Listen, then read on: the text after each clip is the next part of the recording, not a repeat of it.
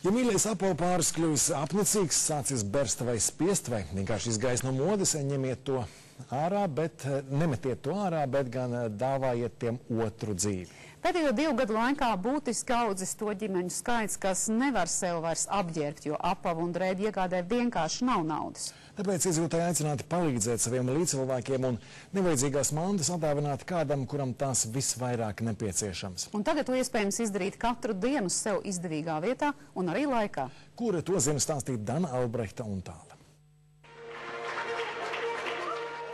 Nereti drēbju skapju revidēšanai parūdzīgākais laiks ir nedēļas nogale, un ja darbs ir iesākts, tad gribas to brīvdienās arī padarīt līdz galam. Taču sestdienās, svētdienās pašvaldības sociālie dienesti, labdarības organizācijas, kā zināms, nestrādā. Tāpēc ārā metamā drēbju kaudze bieži nonāk miskastē, jo darbdienās nav laika ar liekajām mantām noņemties. Zinot, ka daudziem tieši šis aspekts ir šķērslis, lai ziedotu, Tirdzniecības centrā Spici no šodienas atklāta palīdzības siena. Tas ir kā drēbju skaps, kurā 7 dienas nedēļā no 10 rītā līdz 10 vakarā ik viens var atstāt apavus un apģērbu.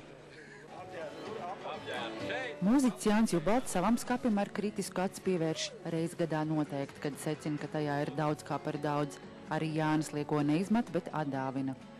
Kāds 5 gadus jau tā pēc kārtas, un ne tikai es, bet arī mani draugi, un tad mēs kopā saliekam, pirms tam, kamēr nebija izveidot šādu vietu, palīdzības siena, vedu uz baznīcu. Mums arī bija sadarbība ar Leistras bērnam, kur arī veda drēbes, un cik es zinu, tagad ir vispār grūti laiki, jo ir tā, ka nenāk tik daudz tās humanās palīdzības, un kad vienkārši pašiem jāsņemās un jāpalīdz. Arī Žaklīna Zinovska bija viena no pirmajām, kas piepildīja ziedojumu skapi. Arī viņa bez žēlstības atdoda kādreiz tik iecienītās drēbes. Tas drēbes jau tikai tāda āriena mūsējā, kurai mēs ļoti daudz padodamies. Un vienā brīdī mēs pēkšņi redzam, ka drēbes kaps ir tik pilns, ka nav kur apgriezties, bet tā pašā laikā tāpat nav kulaka mugurā.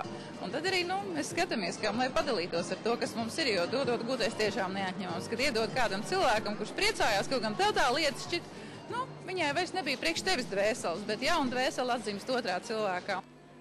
Šeit Rīgas lielveikalā saziedotā palīdzība vēlāk aizceļos uz visiem Latvijas nostūriem. Ziedot LV vadītāja Rūta Dimanta saka, nebūtu nerūk to ģimeņu skaits, kuras lūdz palīdzību, bet tikai pieaug. Un ne jau bezdarbs, naudas trūkums līdz iegādāties jaunas apavus un apģērbu. Bieži ir gadījumi, kad visu ģimenes iedzīvi izpostījuši uguns liesmas, mājas nodeg līdz ar pamatiem un ģimene burtiski paliek plika.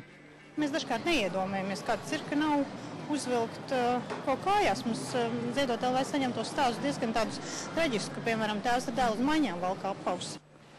Lielveikala Spici vadītāji uzsver, ka šī šoreiz nebūšot īslaicīga labdarības akcija. Palīdzības sienas skapim šeit būšot ilgs mūžs. Dana Albrehta un Tāla, Aivars Baltmans, LNT.